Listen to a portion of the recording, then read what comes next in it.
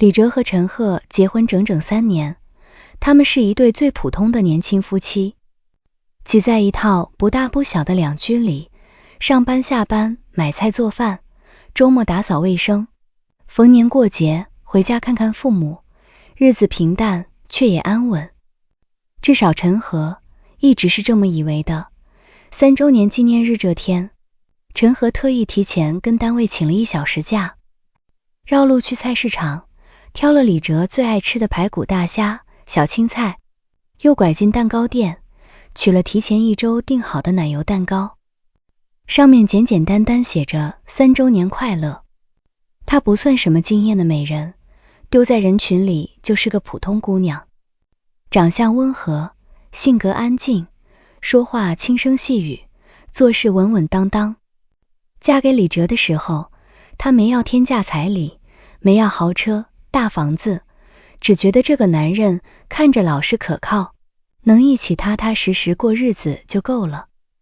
为了这个家，她处处迁就李哲，下班晚，她就每天把饭菜热好等他。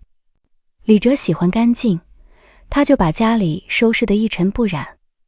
李哲花钱大手大脚，他就自己省吃俭用，把工资攒下来，应付房租水电日常开销。就连2人住的这套房子，首付是他爸妈心疼女儿悄悄给的，月供也是他用自己的存款在还。这些事他从来没跟李哲仔细说过，他总觉得夫妻之间算得太清楚，伤感情只要2个人一条心，日子总会越来越好。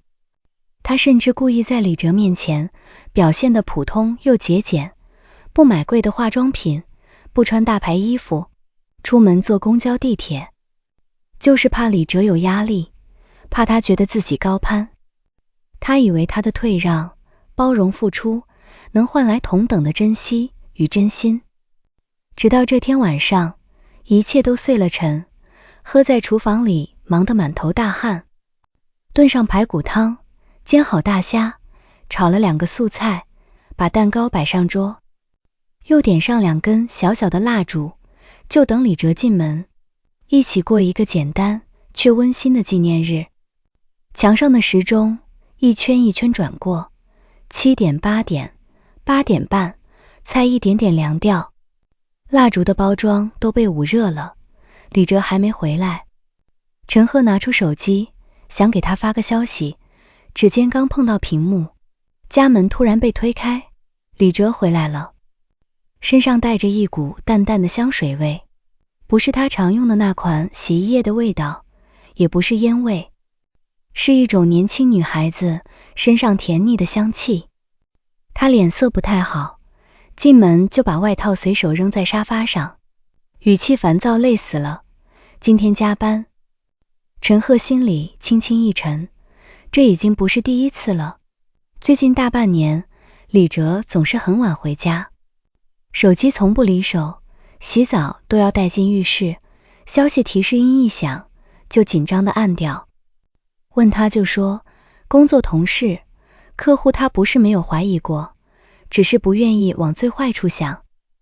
他压下心里的不安，走过去想接过他的包，轻声说，今天是我们3周年，我做了你爱吃的菜，快洗手吃饭吧。蛋糕我都取回来了。李哲却不耐烦地挥开他的手，眉头皱得紧紧的，吃什么吃？没胃口，你自己吃吧。就在这时，他的手机又响了，不是电话，是连续好几条微信消息，震动的沙发扶手都在轻轻发颤。李哲几乎是条件反射，一把抓过手机，背对着陈赫，手指飞快地打字，肩膀都绷得紧紧的。陈赫站在原地，看着他防备又紧张的背影，心口像被一只手狠狠攥住，闷得喘不过气。他没有上前抢手机，也没有大吵大闹，只是安安静静地站着，等他转过身。过了好一会儿，李哲才把手机塞回口袋，脸色更加难看，对着陈赫没好气地说，我出去一趟，有点事，去哪儿？陈赫的声音很轻，却带着一丝压抑不住的颤抖。你别管，反正有事。李哲拿起外套就往门口走，连鞋都来不及换。陈赫终于忍不住了，3年的委屈，隐忍不安，在这个本该幸福的夜晚，一下子全部涌了上来。他上前一步，挡在玄关，抬眼看着他，眼睛有点红，却没有掉泪。李哲，你看着我。李哲被他拦住，心里本来就烦躁，被他这么一盯，更加不耐烦。你干什么？让开，我真的有事。什么事比我们结婚3周年还重要？陈赫的声音很稳，每一个字都清清楚楚。是那个经常半夜给你发消息，下雨让你送伞，生病让你陪他去医院，连你换工作都要先问他意见的人，对不对？李哲脸色猛地一变，你胡说八道什么？别无理取闹。我无理取闹？陈赫轻轻笑了一下，笑得眼底发涩。他叫张淼，就在我们家附近夜市摆摊卖饰品。你说她一个小姑娘在外不容易，你好心帮她，一开始我信了，可帮到天天半夜聊天，帮到你连家都不想回，帮到你身上带着她的香水味，这也叫普通帮忙吗？张淼这个人，陈赫早就知道，不是他偷偷调查，是张淼太过得意忘形。有好几次，陈赫去夜市买东西，正好碰到李哲在帮张淼收摊，又是搬箱子，又是避水。态度温柔的陈赫从未见过张淼，明明知道陈赫是李哲的妻子，却故意往李哲身边靠，笑着说，嫂子，你别误会，我跟严哥就是好朋友，多亏他一直照顾我。那语气，那眼神，半点没有避嫌的样子。陈赫回家跟李哲提过，让他注意分寸，毕竟都是有家室的人。可李哲每次都骂他小心眼，多疑善妒，说他把人想得太坏，说他只是热心肠，一次又一次原谅，一次失望，一次失望，一次心冷一分。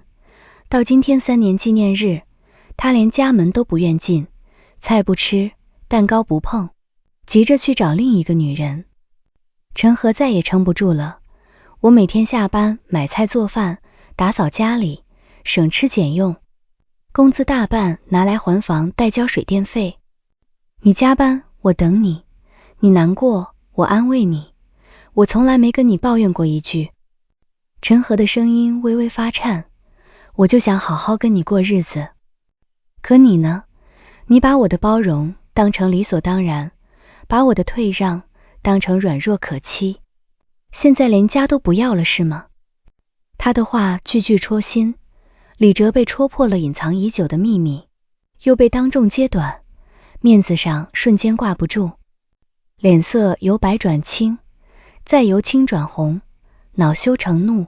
周围的邻居刚好有人开门倒垃圾，听到动静，探过头来看了一眼，李哲更加觉得难堪，像被人当众扒光了衣服，一股火气直冲头顶。就在这时，他的手机又响了，这一次是语音电话。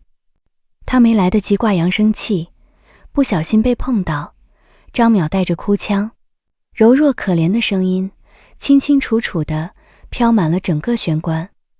阿哲，你怎么还不来啊？我一个人好害怕，外面下雨了，我收完摊没人送我。你老婆是不是不让你过来？都怪我，我不该打扰你们的，你别为难了。那声音委屈柔弱，楚楚可怜，每一个字都像一根刺，扎在李哲的心上，也扎在陈赫的心上。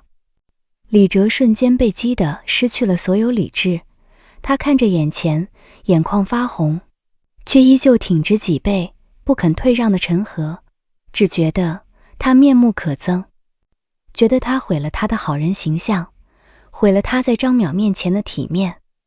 下一秒，他完全失去控制，抬起手，用尽全身力气，一巴掌狠狠甩在了陈赫的脸上。啪一声清脆又刺耳的声响，在安静的楼道里格外清晰。陈赫整个人被打得偏过头去，踉跄着后退2步，后背重重撞在冰冷的鞋柜上，疼得他倒抽一口冷气。左半边脸颊以肉眼可见的速度红肿起来，火辣辣的痛感瞬间蔓延开来，耳朵里嗡嗡作响，像是有无数只蜜蜂在叫，嘴里泛起一股腥甜的味道，是牙龈被打出血了。他僵在原地，半天没有动。他缓缓抬起头，看着眼前这个动手打了他的男人。是他爱了3年，嫁了3年，掏心掏肺对待了3年的丈夫，是他放弃更好的选择，心甘情愿陪着吃苦的男人，是他以为会护他一生安稳度日的依靠。此刻他站在他面前，眼神冰冷，满脸戾气，没有一丝一毫的心疼，没有一丝一毫的后悔，只有被冒犯后的愤怒与厌恶。陈赫的心里有什么东西在这一巴掌落下的瞬间彻底碎了，不是玻璃，不是瓷器，是他整整3年的爱情婚姻期待信任，全部碎成了粉末，再也拼不回来。李哲打完人，自己也愣了一瞬，可看着邻居探究的目光，在听着手机里张淼的哭声，他硬生生把那点仅存的愧疚压了下去。硬起心肠对着陈赫恶狠狠地说，我告诉你，陈赫你就是活该。张淼人家一个小姑娘，在外打拼多不容易，我好心帮她，你偏偏要疑神疑鬼，大吵大闹，当众给我难堪。你就是太自私，太不懂事，我今天必须去看她，你自己在这里好好反省，想不通就别出门丢人了。说完，他看都没有再看陈赫一眼，连他脸上的红肿，嘴角的血迹都懒得瞥一眼。推开家门，大步冲了出去，电梯门一关，彻底消失在陈赫的视线里。玄关里只剩下陈赫一个人，凉风吹进来，带着窗外秋雨的湿冷。桌上的饭菜彻底凉透，蛋糕安安静静放在那里，蜡烛没有点燃。3周年快乐那几个字显得格外讽刺。邻居悄悄关上了门，避免尴尬。可那些探究的同情的目光，那些隐约的议论声，像无数根细针扎在陈赫的身上。心上他没有哭，一滴眼泪都没有掉，不是不疼，不是不委屈，是心里那点能让他流泪的柔软已经被这一巴掌彻底打死了。他慢慢站直身体，抬手轻轻擦掉嘴角的血迹，指尖触碰到脸颊上的红肿，滚烫的痛感传来，他却像是感觉不到一样，眼神一点点冷下来，从最初的难以置信、心酸委屈，变成一片死寂的平静。3年婚姻，他收起棱角，磨平脾气，学着做一个温柔贤惠、懂事体贴的妻子。他以为真心能换真心，到头来只换来一句你活该和一记当众落下的耳光。他缓缓走到餐桌前，看着那一桌精心准备的饭菜，看着那个漂亮的奶油蛋糕，突然觉得无比可笑。他伸手把蛋糕轻轻端起来，打开家门，扔进了楼道口的垃圾桶。然后他把凉掉的饭菜全部倒进下水道，把碗筷洗干净，擦干，摆放整齐。做完这一切，他走进卧室，打开衣柜，只拿了自己的身份证、银行卡、几件换洗衣物，一个小小的行李箱，就装完了他在这个家里所有属于自己的东西。他没有再看这个房子一眼，关上灯，锁上门，转身走进了秋夜的雨里。陈赫没有回娘家，也没有找朋友哭诉，他在离家不远的酒店开了一间房，安安静静待了下来。一整夜他没有睡，坐在窗前看着窗外的路灯和雨滴，把这3年的点点滴滴从头到尾仔仔细细回想了一遍。他想起刚在一起时，李哲牵着他的手说，陈和，我以后一定好好对你，不让你受一点委屈。他想起结婚那天，没有盛大婚礼，只是2家人简单吃了顿饭。李哲给他戴了一个很便宜的银戒指，说等我以后有钱了，给你买大钻戒。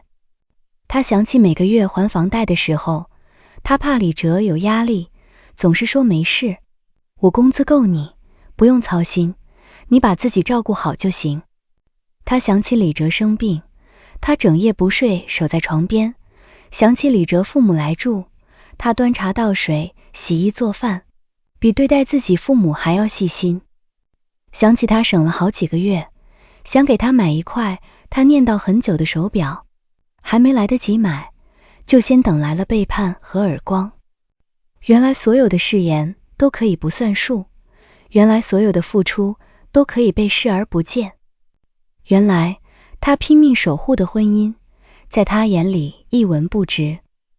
原来他隐去所有底气，换来的不是珍惜，而是肆无忌惮的伤害。天亮之后，陈赫彻底清醒了，他不是李哲口中那个没背景、没本事，离开他就活不下去的女人。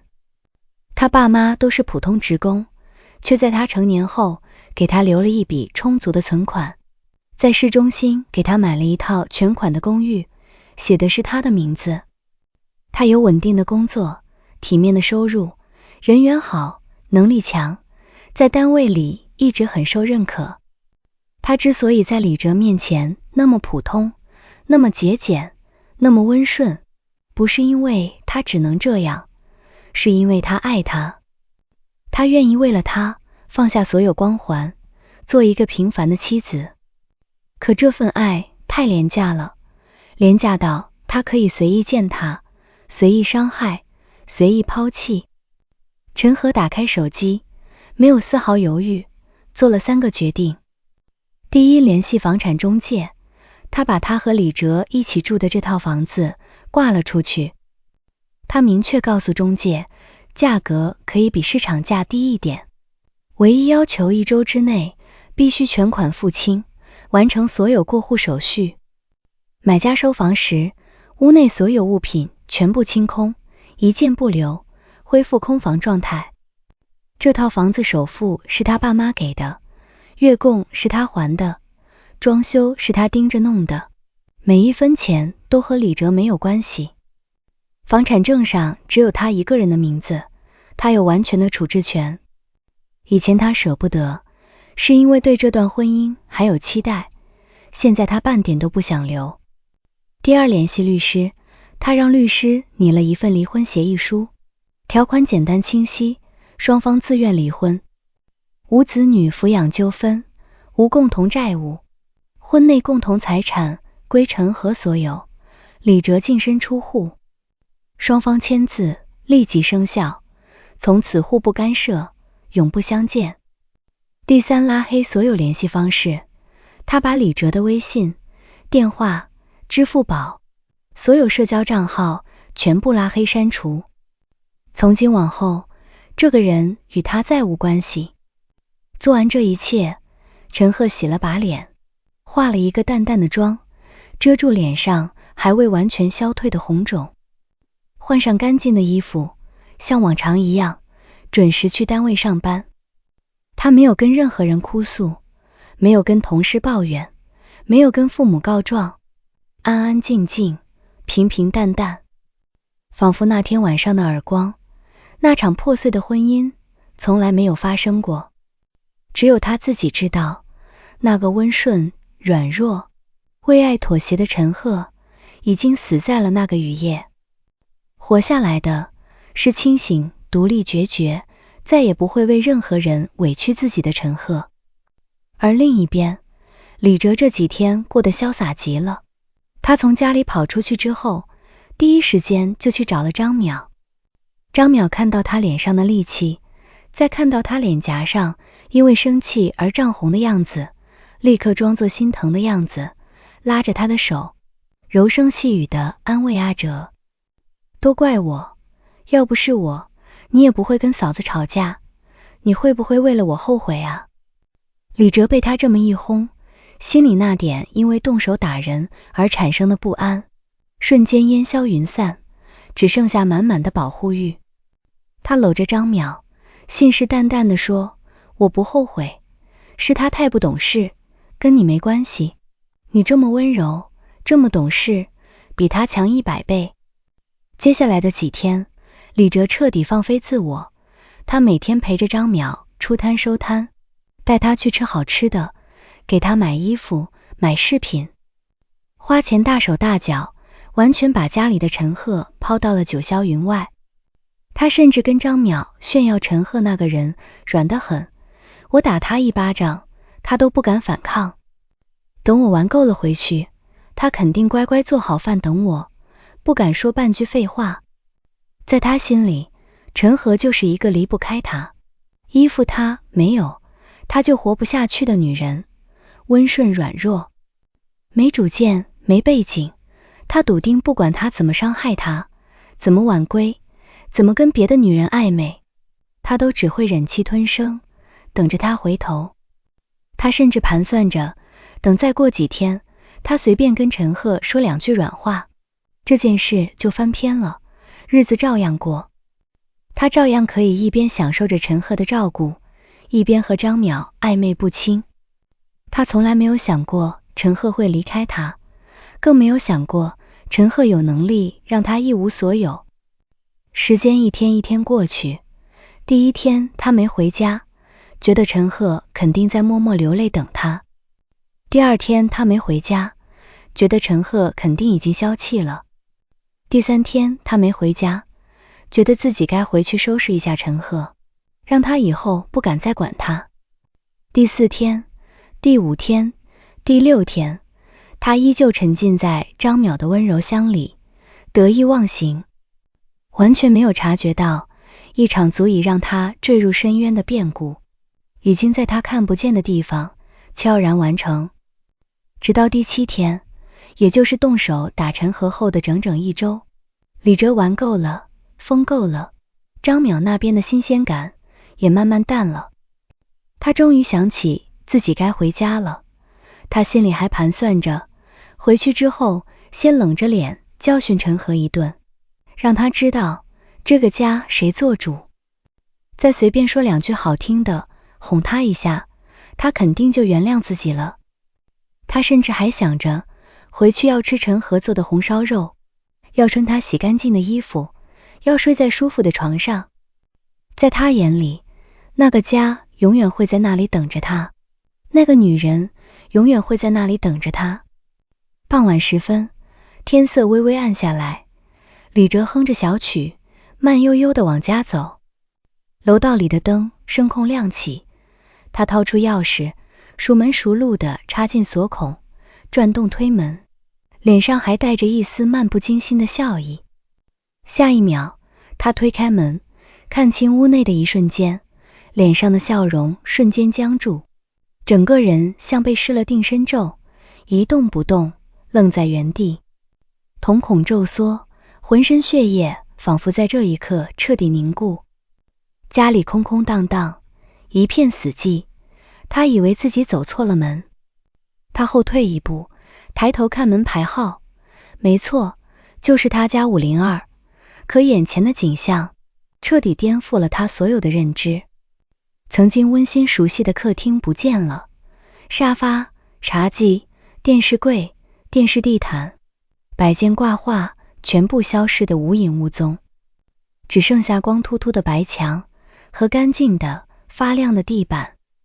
曾经摆满饭菜的餐厅不见了，餐桌餐椅、酒柜、收纳架，连一个影子都没有，空旷的能听见回声。曾经舒适温暖的卧室不见了，大床、衣柜、床头柜、梳妆台、窗帘、床单、被罩全部被拆得干干净净，只剩下4面墙壁和一个空荡荡的房间。厨房、阳台、卫生间全部被清空，锅碗瓢盆、油盐酱醋洗衣机、热水器、拖把、扫把，所有生活用品全部消失。整个房子像一个刚交付的毛坯空壳，没有一丝人气，没有一点生活痕迹，没有任何曾经家的样子。李哲站在玄关，手里还拿着钥匙，整个人彻底懵了，大脑一片空白，完全反应不过来。陈和，他下意识喊了一声，声音干涩发颤，没有人回应，只有他自己的声音在空旷的屋子里回荡。陈和，你出来！他慌了，冲进客厅，冲进卧室，冲进厨房，一个房间一个房间的跑，一遍一遍的喊。空荡荡的屋子，只有他的脚步声和呼喊声，除此之外，安静的可怕。他的衣服、鞋子、袜子、内裤、电脑游戏机、手机充电器，他最喜欢的球鞋、收藏的手办、抽烟的打火机、喝酒的酒杯，全部不见了。他所有的东西都消失了，仿佛他从来没有在这个房子里生活过，仿佛这3年的婚姻只是一场幻觉。李哲双腿一软，差点直接瘫坐在地上，他扶着冰冷的墙壁，大口大口喘着气，心脏狂跳，几乎要从胸口跳出来。就在这时，他眼角的余光瞥见玄关柜上放着一份文件和一张小小的字条。他颤抖着伸出手，拿起那份文件，看清标题的那一刻，他如遭雷击，浑身剧烈一颤，手里的文件啪嗒一声掉在地上。离婚协议书，甲方陈和乙方李哲，下面陈和的名字已经签好了，字迹工整冷静，没有一丝温度。他颤抖着捡起文件，一页一页翻看，每一条条款都像一把刀，狠狠扎进他的心脏。双方自愿解除婚姻关系，婚内无子女，无共同债务，位于 XX 小区502。房产为甲方婚前及个人出资购买，产权归甲方所有，现已出售。婚内共同财产全部归甲方所有，乙方自愿放弃所有分割权利，净身出户。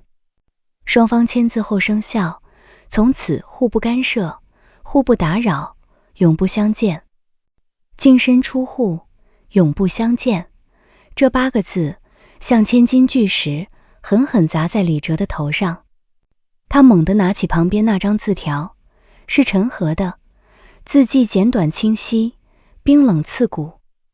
房子我已卖掉，下周买家收房，离婚协议我已签字，你签完联系律师，从此两不相欠。没有指责没，有抱怨没，有哭闹，没有挽留，只有彻底的决绝和毫不留恋的放弃。李哲终于明白了，不是陈赫离家出走，不是陈赫闹脾气，是他不要他了，是他卖掉了房子，是他斩断了所有关系，把他彻底扫地出门。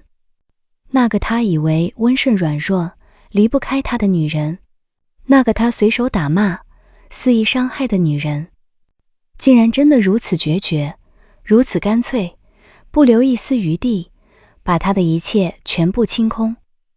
他疯了一样掏出手机给陈赫打电话，对不起，您所拨打的电话已关机。关机，他又发微信，红色的感叹号刺眼夺目，你已被对方拉黑。他又发短信，全部被退回，所有联系方式全部被拉黑，陈赫真的消失了，从他的世界里彻底干净，不留痕迹的消失了。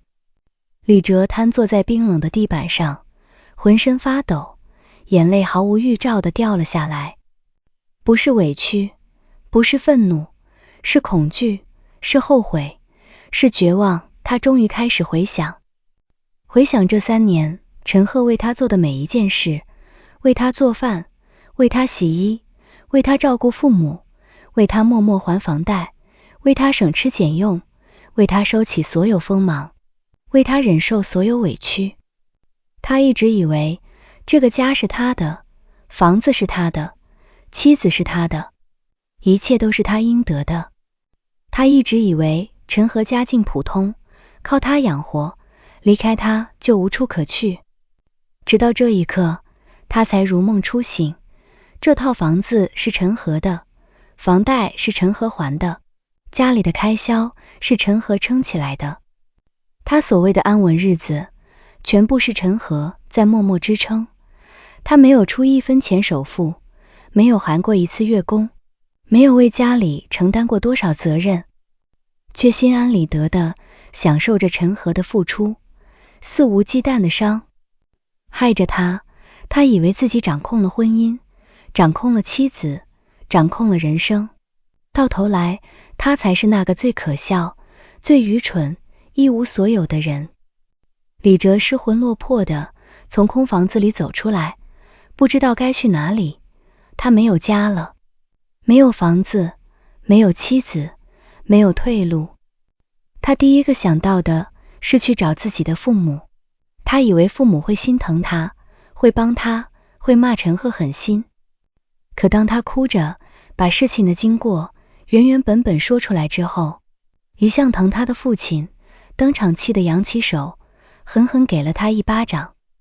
这一巴掌和他打陈赫的那一巴掌位置一模一样。你这个混账东西！父亲气得浑身发抖，指着他的鼻子破口大骂。小何那么好的姑娘，温柔懂事，勤俭持家，对你掏心掏肺，你竟然为了外面一个不三不四的女人动手打她，你还是人吗？母亲也在一旁抹眼泪，又气又恨。那套房子我们都知道，是人家小何爸妈给他买的，首付人家出的，贷款人家还的，你1分钱没掏。有什么脸住？有什么脸觉得是你的？小何肯让你住在家里，肯对你那么好，是他重感情，是他善良。你呢？你把他的善良当成软弱，把他的付出当成理所当然，现在被赶出去，你活该。我们没有你这样忘恩负义的儿子，你滚别进这个家门。父母的责骂像一盆盆冷水，把李哲从头浇到脚，他连辩解的资格都没有，因为每一句话都是事实。他灰溜溜的从父母家离开，走投无路之下，又想到了张淼，那个在他面前柔弱可怜，口口声声说在乎他，离不开他的女人。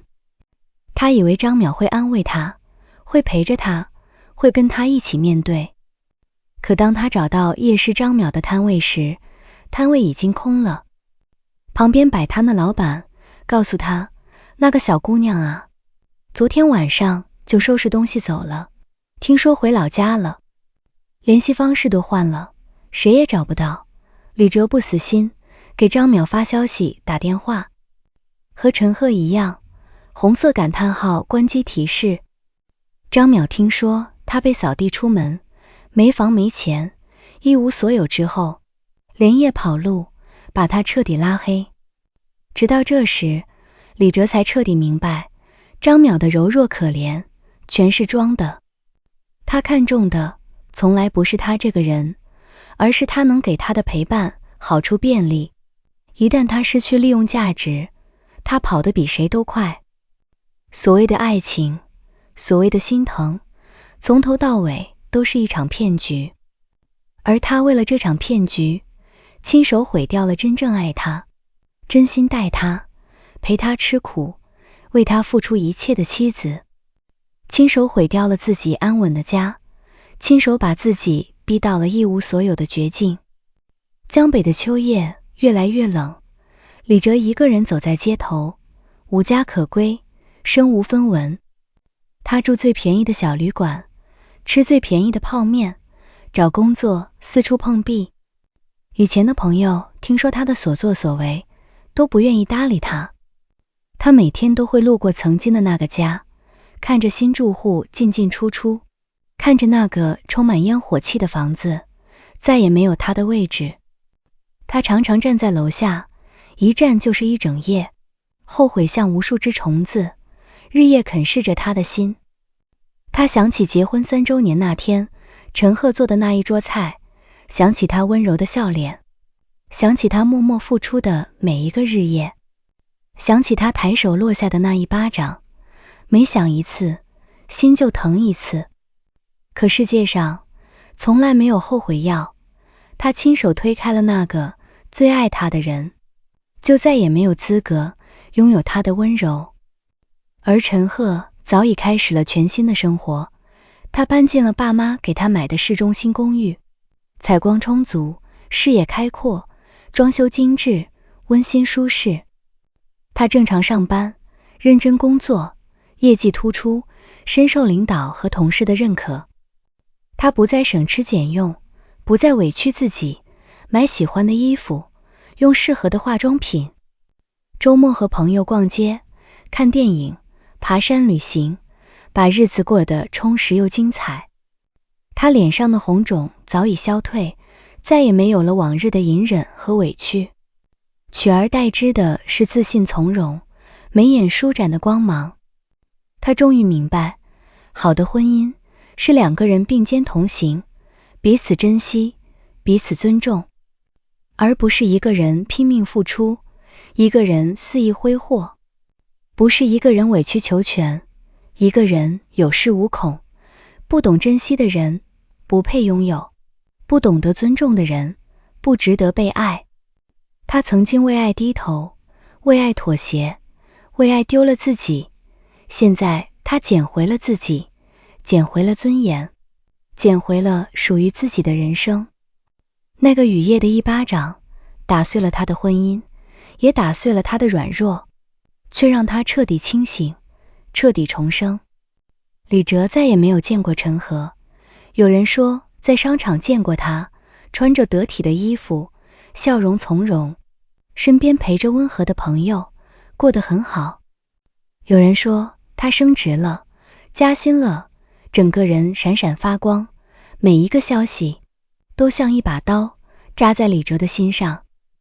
他终于知道，他当初抛弃的不是一个平庸普通离不开他的妻子，是一个温柔善良、独立、有底气，值得被好好呵护的姑娘，是他这辈子再也遇不到的最好的人。而他为了一时的新鲜感，为了一个虚假的骗局，亲手把自己的人生毁得一塌糊涂。秋风吹过，梧桐叶再次落下，李哲站在街头，看着万家灯火，每一盏灯都温暖明亮，却再也没有一盏灯是为他而亮。再也没有一个人会在深夜等他回家，再也没有一个人会为他洗手做羹汤，再也没有一个人会把他当成全世界。他用一记耳光堵掉了3年爱情，堵掉了安稳人生，堵掉了所有退路，最后只剩下无尽的悔恨和一辈子的孤独。这一切都是他咎由自取，而陈赫的人生才刚刚拉开最明亮、最耀眼的序幕。从此山高水远，永不相见。你不珍惜，自有别人珍惜；你不懂得，自有懂得的人。失去的是你，赢走人生的是他。故事到这里，梧桐叶还在落，街头的风还是冷的。李哲站在万家灯火的对面，再也没有一盏灯为他而亮。而陈赫的人生才刚刚拉开最明亮、最耀眼的序幕。我是阿明，一个讲故事的人，也是一个跟你一样喜欢听故事的普通人。今晚这个故事我反反复复看了很多遍，不是因为情节多激烈，而是因为它太真实了。真实到可能就藏在某个邻居家的门后，真实到我们身边可能就有像陈赫一样默默付出却被辜负的姑娘。陈赫最让我动容的地方，不是他卖掉房子拉黑一切的那份决绝，而是他在挨了那一巴掌之后，没有哭闹，没有崩溃，甚至没有跟任何人诉苦。他只是安静地收拾好自己的东西，把蛋糕扔进垃圾桶，把饭菜倒掉，然后像一个冷静的将军一样，布局出手收网，1周之内让那个打他的男人一无所有。这不是报复，这是一个女人在被踩碎自尊之后，终于选择为自己站起来。有人说，婚姻需要包容和退让，但陈赫用他的转身告诉我们，包容不等于无底线，退让不等于放弃自我。你可以为爱低头，但绝不能为爱舍骨。那一巴掌打碎的不是他的脸，而是他最后一丝幻想。而从那之后，他捡回来的是整个自己的人生。最后我想问你一个问题，你觉得在一段关系里，哪一刻你才真正意识到自己不能再退让了？是对方动手的那一刻，还是心被伤透的某件小事？欢迎在评论区聊聊你的想法。今晚的故事就到这里，夜深了，愿你被温柔以待，也愿你永远有转身离开的底气。我们下个故事再见。